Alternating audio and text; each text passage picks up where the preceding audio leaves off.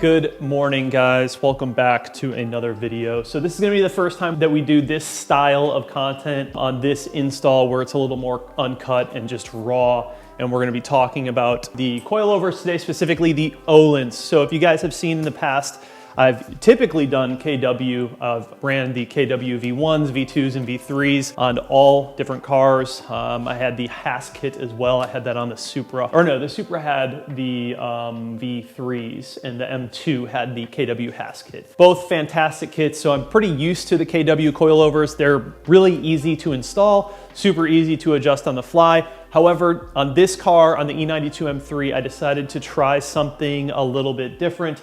And so we have gone with the Öhlins Road and Track coilovers. Really, really nice design. And across the board, these get amazing reviews. So people have a lot of good things to say about these. And I think that in general, these are probably gonna be the better bet for most people in terms of comfort and being able to really adjust things to go over to track. If you are looking for a setup that's a little bit easier to adjust on the fly, I would probably stick with KW, and you'll understand why in a minute here. So I actually already went ahead and installed everything on the driver's side of the car. And today I sort of wanted to lead you through what I was doing on the passenger side. I also went ahead and got the sway bar end links from Turner Motorsports. These are adjustable end links. And yeah, I don't know if you necessarily need them, but I just wanted to be safe and sure. In case we did need them, we had them. The suspension that's on this car right now is absolutely terrible. It's Bilstein shocks that are completely blown. In fact, the worst that I've ever seen. And they have H&R springs. When I took everything off, it was quite funny because of how terrible these actually were. Let me show you guys what we have. So this is the setup right now. These are just, they've seen better days, but you shouldn't be able to do this with your shock. You shouldn't be able to press it in like that. And look how long it takes to go back. Yeah, not good. So these were like riding on cinder blocks. You literally felt everything in the car, and a couple of instances where it actually shook things loose in my engine bay and suspension. Not good. This car has been an interesting journey so far. It's one of those things where when I do one thing and I peel back the layers, I start finding more things that just need to be addressed. But that's okay. It is a project car, and that's kind of what I enjoy doing. So that's why I buy these cars like this. We're not gonna be able to do all of it today, and that'll make a little more sense here in a minute. But basically, Turner Motorsports also supplied their race camber plates, which I will be installing. These will work with this coilover setup. However, I don't have the correct perches. So these perches are for a 2.5 inch race spring, which would be more along the lines of something like the rear spring that's in here, which is a lot smaller. However, the road and track setup from Öhlins, directly from Öhlins, comes with a OEM size spring, and so the perch you need to use has to be an OEM size perch. My choices were to either go ahead and order OEM top hats and just run it like that, because these are made for like an OEM car setup.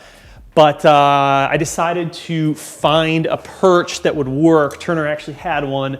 We overnighted it, and it's going to be in a separate video, but they sent out an OEM perch for this camber plate, camber and caster plate, that will work with the Öhlins road and track setup. So I definitely want full camber and caster adjustability up top. I think that that's just always the way to go with the car. However, of course you can run the OEM and that would be fine too. The other thing that we wanted to talk about in this video was with this strange setup that the person had before me. These have basically non-adjustable camber plates on it already by K-Mac, but they're pretty bent up and beat up. So for now, since I didn't have the perches, I wanted to, get everything installed and get the car sort of back on the road. I went ahead and just cleaned up the K-Mac camber plates and then just re-greased the bearing inside to just make it as good as possible. Granted, these are only going to be on for a short time, and we'll just be pulling all this back apart because we are going to be doing a brake upgrade soon as well, so it all has to come apart again anyways. The interesting thing about the Öhlins road and track coilover setup, and this is where it differs from a lot of the other coilover setups,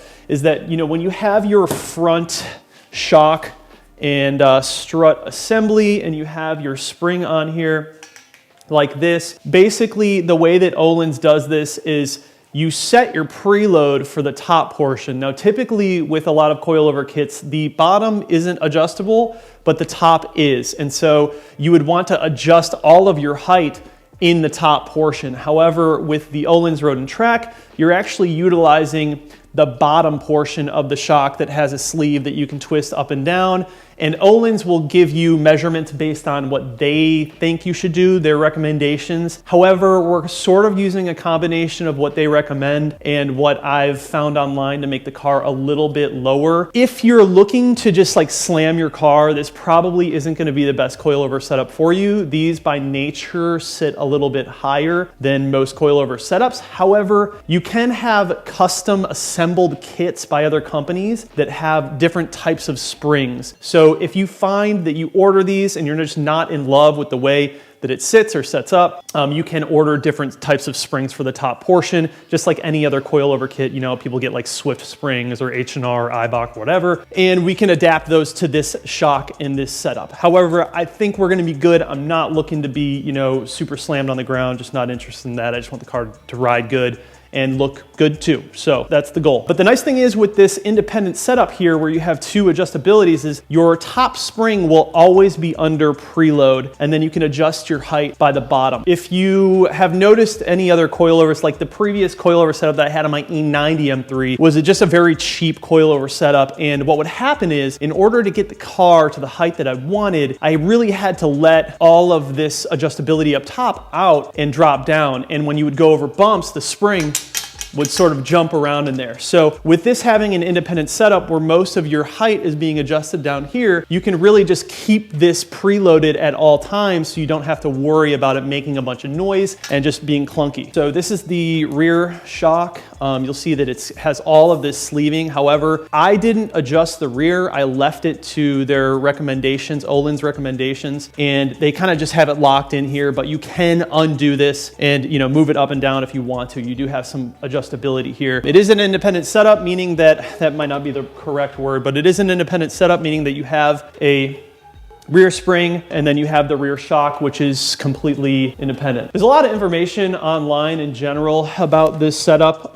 People who are running them a little bit differently, people who are just absolutely slamming their cars on or trying to slam their cars on them. So we'll see where we end up. I'm sure I'm gonna have to adjust things down the road. I believe these are right around the same price as the KW V3s. So yeah, you're getting a lot for your money. There are some things, you know, being that we are going to be upgrading the brakes. Now, not to like spoil everything for you guys, but most of you guys already know I am doing the F8X brake conversion. So I had to buy the F8X spindles, I have the wheel hubs, and then I have the ABS sensors that I'm going to be splicing from the E9X to the F8X, and then I have the F8X calipers and rotors. So we have everything to do the conversion. There are a couple of other little things that I have in there, but I'll show you guys when we get to that video. Being that we are going to be upgrading all of the brakes in this car, and the car just has a terrible alignment right now, everything is going to change. I also think that I might be upgrading the thrust arms. We'll see. I'm not quite sure yet. Maybe even lower control arms. We'll see.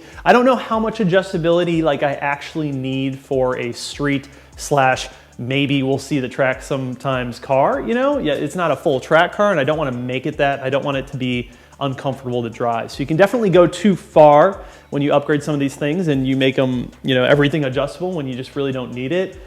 Some of it I'll just refresh and just get all OEM stuff brand new with new bushings, but some of it we will upgrade. So right now we're just going to do the N-links and Öhlins, and then we will, in a future video, we'll do all the camber stuff. And then finally, when I'm happy with everything, we'll go ahead and get an alignment, and then we can enjoy the car. And I'm really, really looking forward to that. There are gonna be some torque specs that I'll throw in while we're doing this, you guys, so don't come after me or you didn't do it right. You know, some of these things also, when you are torquing certain parts of the car or suspension, the car has to be under load, so it actually has to be on the ground. A good way to do that if you are like at home and in your own personal garage is just get like a separate set of wheels or something and let the car drop onto the wheels and then crawl underneath and tighten down and torque whatever you need to torque. I think just looking at the products in general, like it all looks beautiful, really, really nice stuff, which is, you know, sort of to be expected with Öhlins. These do have adjustability in terms of rebound and compression and all of that up here. They do in the manual tell you how many clicks will give you what.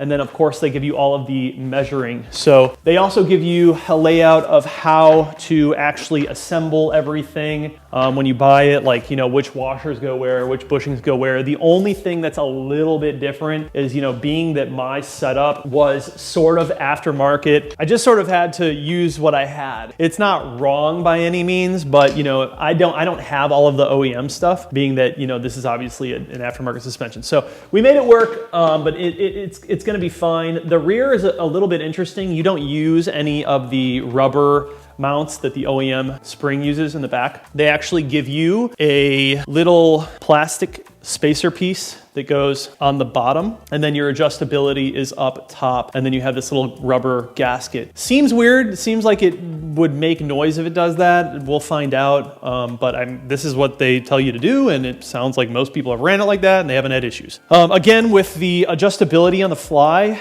once this is in there and it's compressed down, you're gonna have a really hard time adjusting any of this. So you'll have to remove everything every time you want to adjust. It's definitely one of those things where try and get as much information as possible and find the measurements that will work with your car and your kit based off of your wheels and tire selection. I'm just completely guessing because I don't know anyone else who has these coilovers that made content or talked about their settings with 18-inch wheels and 35 profile tires. So complete guess. Also, you know, my perch design is different, being that these are K-Mac camber plates and the height is different and all of that. So we're just kind of guessing. So I am willing to bet that once I get everything on, it's not gonna sit where I want it to sit, but that is okay. All right, let's get into the install.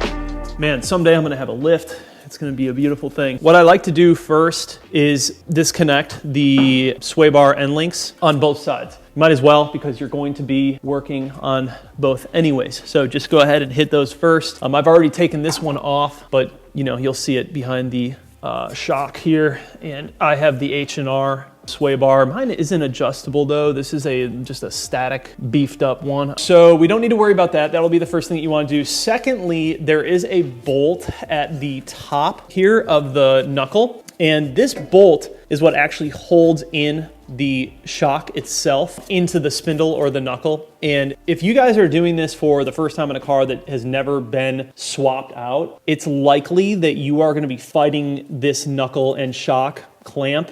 It's going to be like a very tight tolerance, and it's probably going to be pretty difficult to get out. So mine wasn't. It was pretty easy to get out, but we're going to go ahead and take this bolt out first. Reason being is a lot of your lines back here, like brake and ABS and all of that, are actually connected to a little bracket that goes through that bolt. So the bolt side is a 16. You want to make sure that you pop out your little brake pad sensor so that doesn't rip off. Also on the driver's side, you'll have a headlight leveling sensor. Make sure you remove that as well. On the passenger side, you don't have to worry about it because you don't have one. I think this is torqued at 33 foot-pounds of torque. Love this little light that I got. This thing's awesome. Slowly upgrading all my Amazon tools to actual quality tools. Start to realize why you pay for quality stuff. In the long run, it makes sense, even when it comes down to just a light.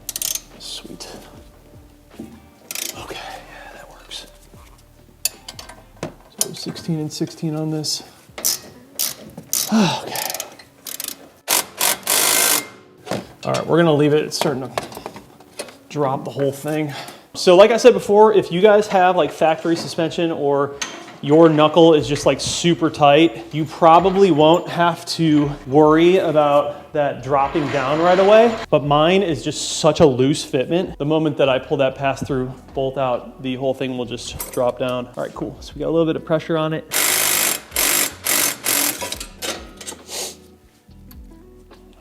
There it is. 16 and a 16, like I said. So once you get that bolt out, you can see it removes the entire bracket for your brake line and your ABS sensor line. And you can just move that out of the way. And that allows you to have a lot of room when you pull out the shock. Now we can go up top here and start removing the top nuts. And when you go to torque these top nuts back down, it's gonna be 25 foot-pounds of torque. So we're gonna loosen these, but we are not going to remove them completely. We're just gonna crack them. Be careful if you have OEM lines, OEM brake lines and everything. You don't want to stress those too hard and pull on them too hard. Thankfully, these braided lines are a little bit longer and a lot stronger. You'll see right away when I drop this down, my knuckle is large enough, it's just got enough room in there, and I think it's just been taken on and off with different struts and shocks and whatnot so many times that it's probably just been, she belongs to the streets, is what I'm saying. I'm just gonna have this here, because once we pull it out, we're gonna jack it back up so it's not just hanging. But let's go ahead and shake it. I think that's about as far as I'm gonna get it. Yeah, so now we'll go ahead and pull out the screws up top all the way and we'll drop the whole thing down. I like to try and get it as far as possible with a little bit of leverage up top. That's why I keep those bolts in, so I can pull down, but it's almost all the way out. So I'm gonna go ahead and let it out up top, and that should allow me to drop everything completely. When you pull this out, depending on your suspension, you could have a suspension that is just beat like mine, and you're gonna have all of the room in the world to remove it and not hit your fender. Or you're gonna have a super compressed spring that is gonna be a little bit taller, and it's gonna be a nightmare to pull out. It'll be very close. Either way, it'll be very close to the fender. So just as a precautionary measure, tape up the side so you don't nick your paint when you're pulling it out. Again, so I'm removing these top strut nuts, these 13s all the way.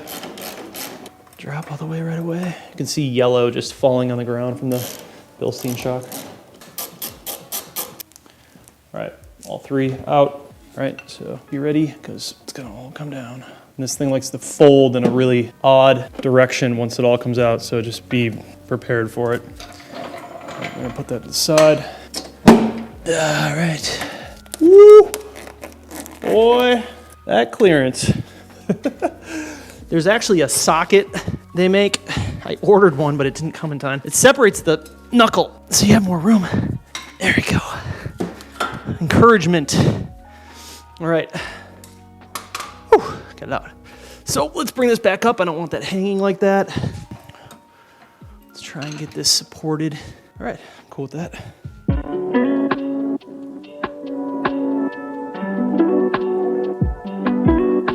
All right, guys, so the front shock spring assembly is off. This is what we have. Pretty beat up. The bushings on the end links are toast. Doesn't look good. So this is not compressed all the way, this spring. It has flexibility in here, and that is why I'm gonna be able to pop off this top nut and remove it. Obviously, if yours has a lot of tension, you're gonna need to get a spring compressor, so this doesn't just, the top hat doesn't just shoot off and kill someone. There it goes. This whole assembly will come off. That. All right, so this is what we're temporarily working with. This is that K-Mac. It's like a static camber plate. Basically, you just turn the orientation of it and it will create different levels of camber. You can see it's like bent in certain ways to have like different camber on different sides. It's just stupid, man. Probably not very safe. I mean, I don't know, maybe it is, but that's the little top hat piece. It's got these two little spacers. One's plastic, one's metal. It has the top. So inside of here, right there, you can see that moves. There's a ball bearing in here. This one doesn't even move. It's completely seized. So this should be moving freely, this right here. So what I did on the other side, because the other side was the same way, basically I cleaned all three of these. And again, you guys, this is just temporary. Like, I'm not keeping this. This is a garbage setup. I would never keep this on the car, but we will clean these up. I'm gonna clean these up as best as possible. And I'm gonna apply grease inside of here and just start moving that around and try and get it to accept some of the grease inside of the actual bearing. I mean, this one is freaking seized. I don't know if I'll be able to do anything with this one.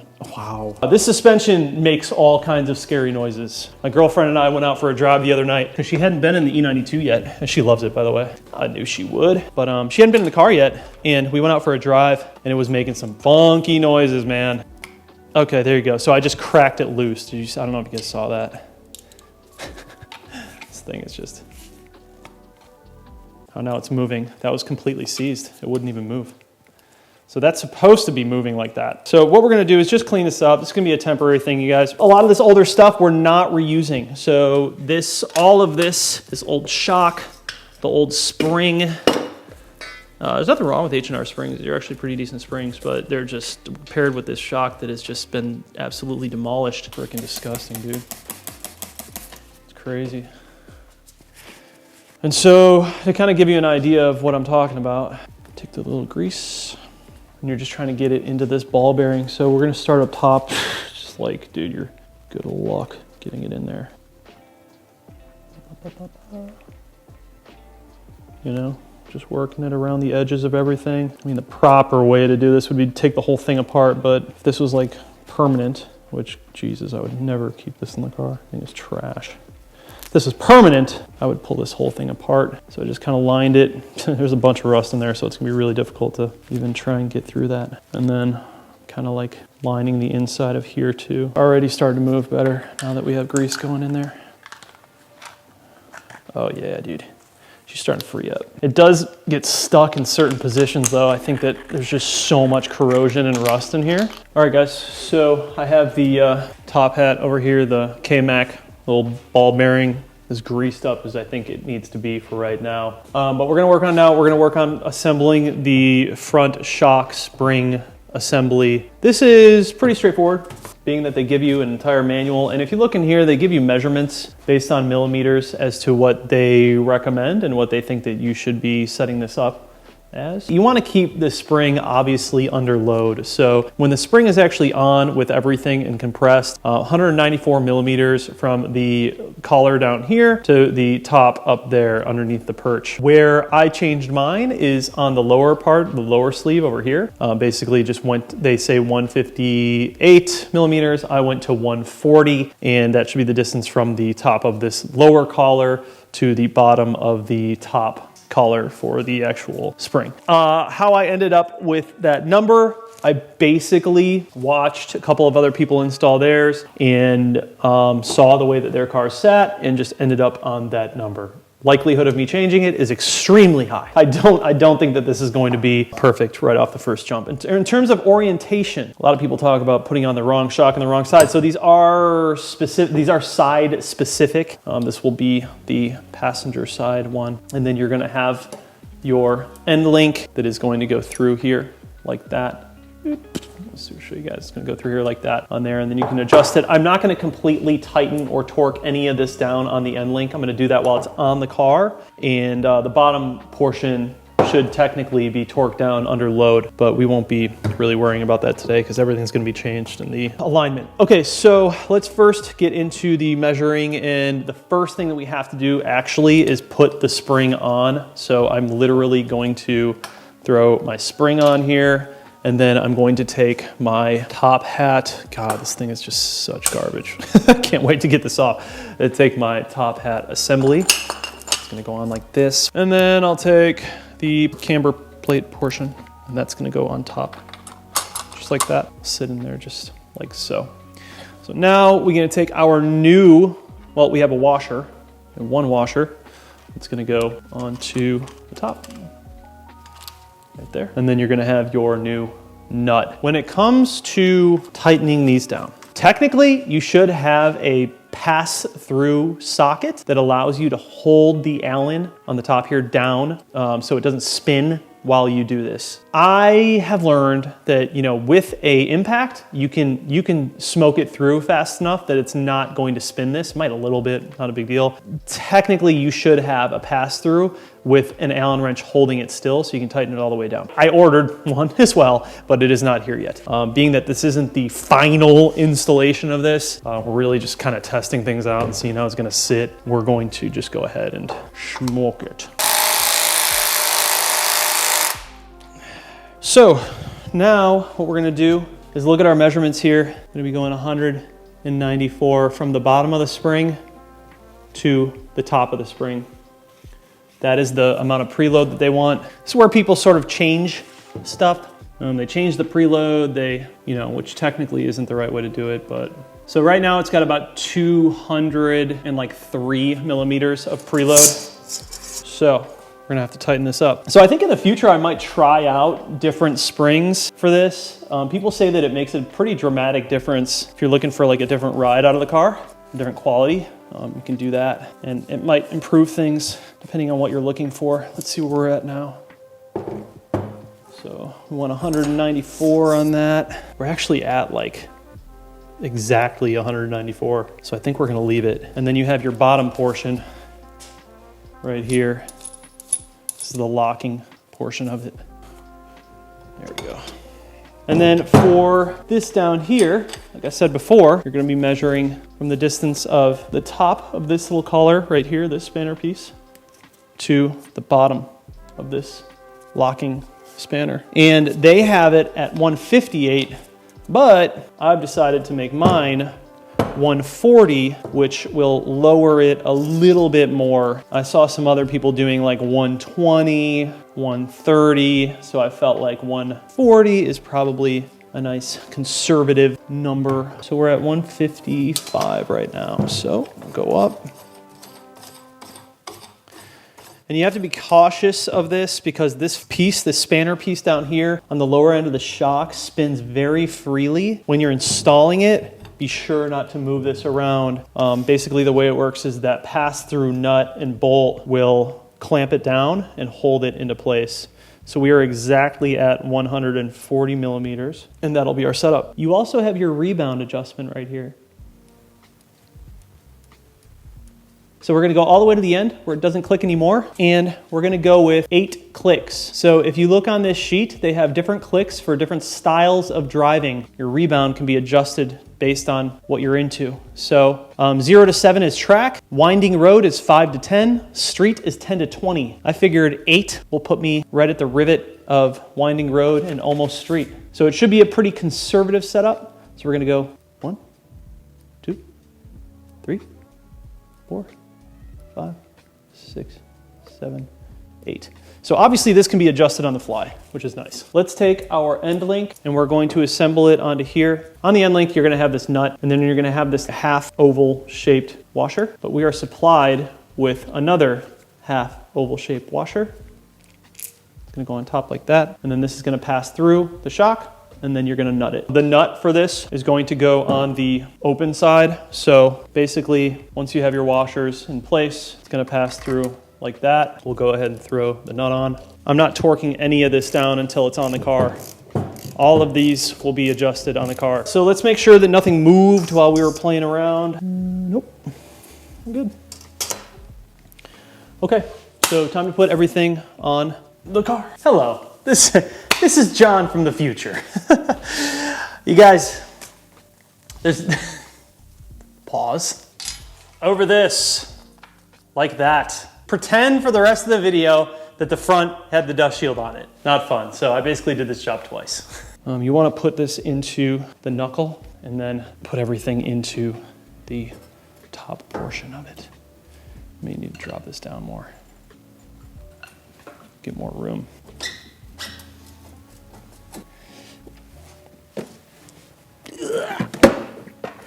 Okay.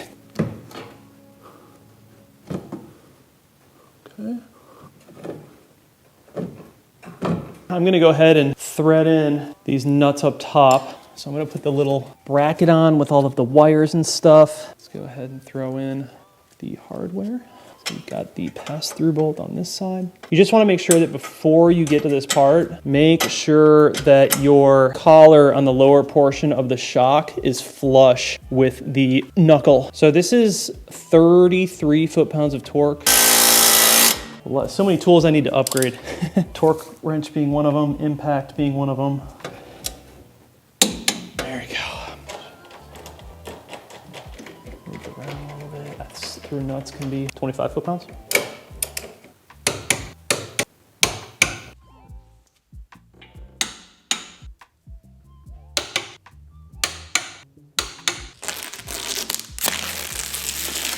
Being that I already did the driver's side, I'm gonna go ahead and connect the sway bar end links. And basically what I'm doing right now for length on them, because they are adjustable, is I'm just going off of OEM. I'm just keeping them the same as OEM. And then when we go to alignment, we wanna change things, then we can start messing with that. Like I said before, I think down the road, I am gonna be buying some adjustable arms down here, a couple of different ones, maybe thrust, maybe control. I don't know, we'll see.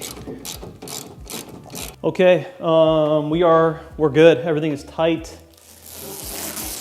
Remove our tape here. And yeah, we're set up good. This looks really nice, really nice. Very happy about this. Very curious to see how low this car sits. I think that's gonna be interesting. So that is the entire front assembly. Again, there's gonna be some things that you're gonna need to torque down. The end links, that should technically all be done under load. The way to do it properly would be have it up on like an alignment rack and do it, which is where mine will properly get torqued down. But for now, this is fine. All of this is gonna be coming right back off in probably a week or something. So that is good for the front. Measured everything, it's equal, lines up, it's good. I'm happy with it. Well, happy with it up in the air. Who knows what it looks like when it's gonna be back on the ground. But we are gonna go ahead and work on the rear now. The front should be more complicated than the rear. The rear should not be as difficult.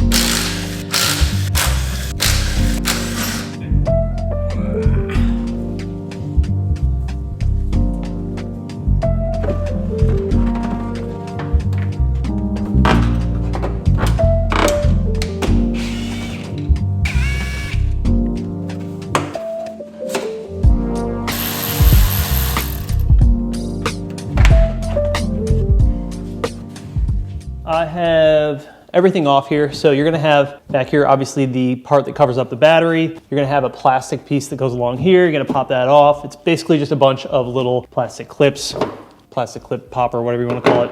And then you have it's a T40 right over there. It's like a little net hook, like that. And get this up nice. You then have a little rubber cover right here. Pop that off. You're gonna have one pass-through bolt that's threaded and then one that has a bolt and a nut. And the closer one to the hub is gonna be the 21 mil, and then the further one is the 18 that is just the bolt, so it's not a nut. And you're more than likely going to need a breaker bar to crack these loose. They have quite a bit of torque on them. I think this one is like 70 foot-pounds, something like that. And the other one is 122. So that thing is like on there. Okay, this is the hard one because you're at, for one, you have a weird angle. I'm just gonna loosen this up. Looks nice and free.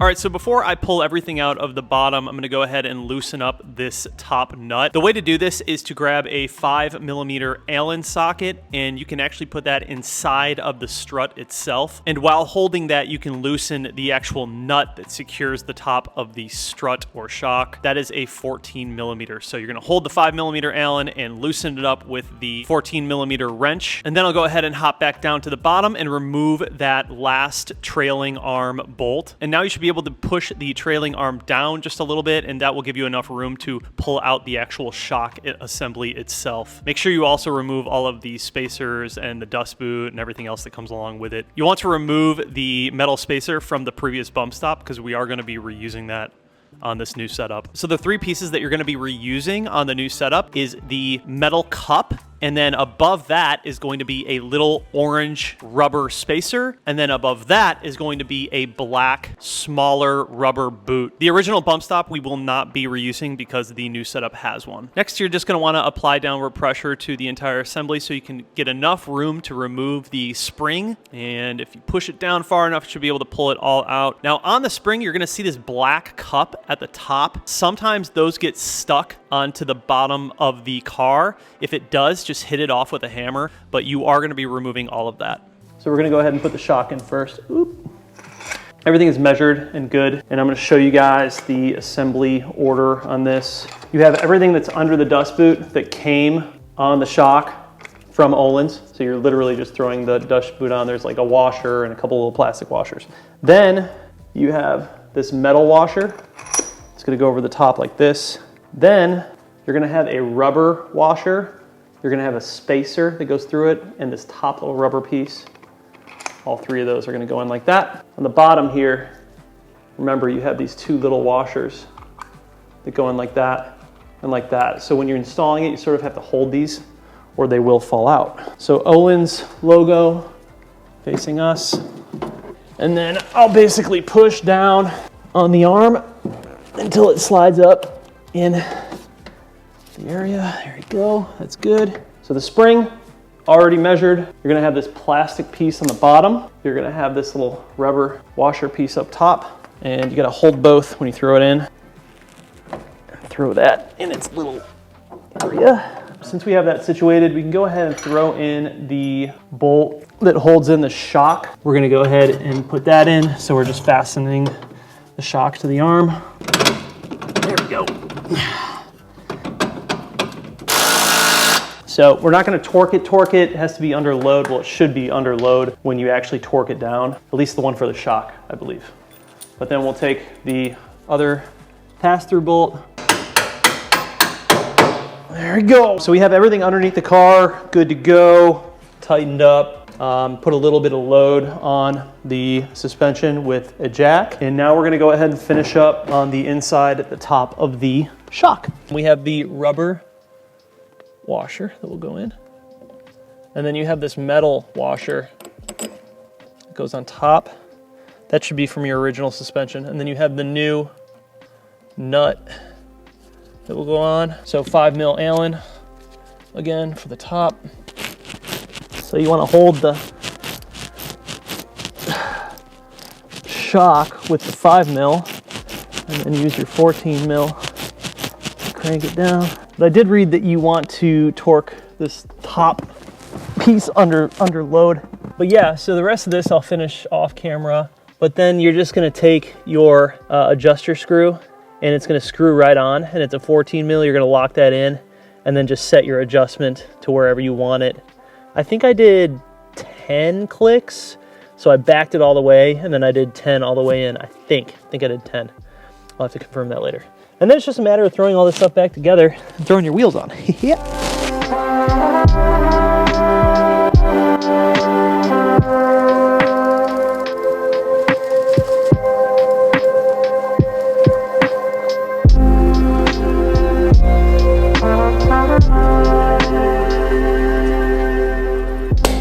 All right, car is back together, and we are going to we're going to drop her down and see how she looks. I can pretty much guarantee the fitment, the height is going to be nowhere near where I want it, but that's okay. We got a lot of adjustments to make, and that will be that. So I'm going to go ahead and drop this thing down to the ground, and you'll be able to see it for the first time with me.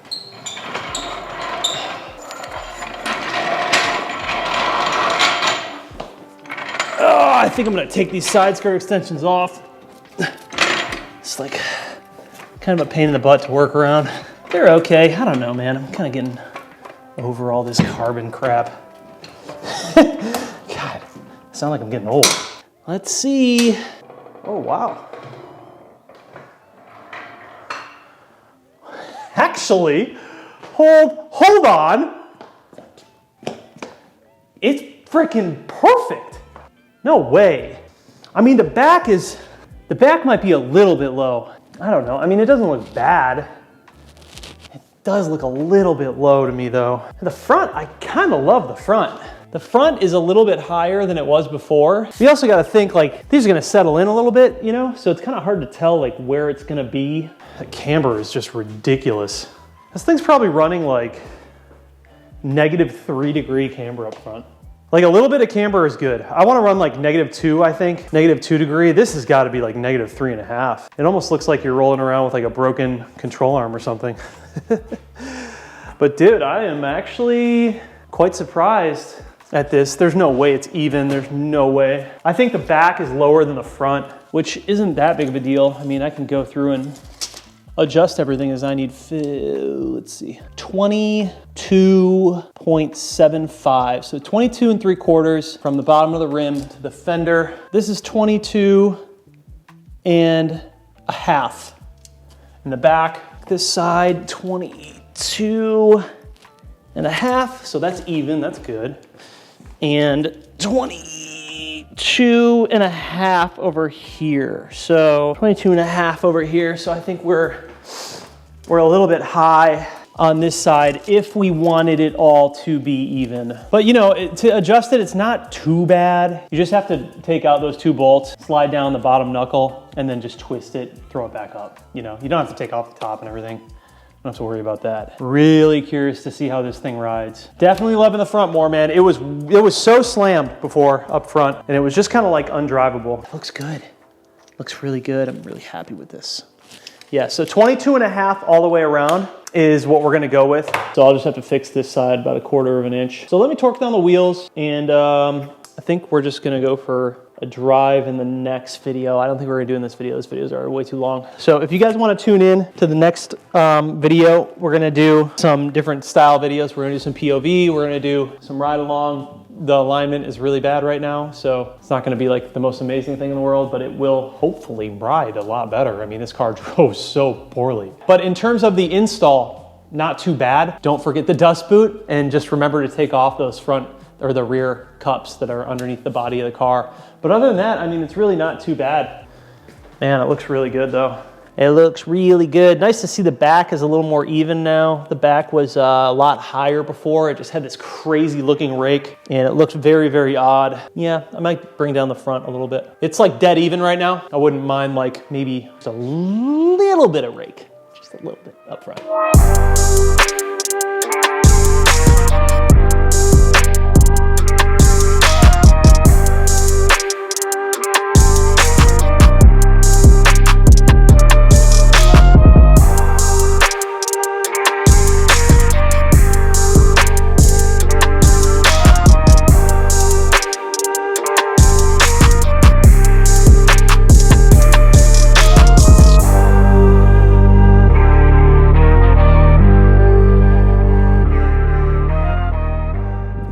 All right, guys, so let's go ahead and wrap this video up. It's been a couple of days now. It's actually settled down about 1/4 of an inch. So it's sitting at 22.25 from the bottom of the wheel to the bottom of the fender. So it's a really good ride height. I think it looks very equal and even all the way around.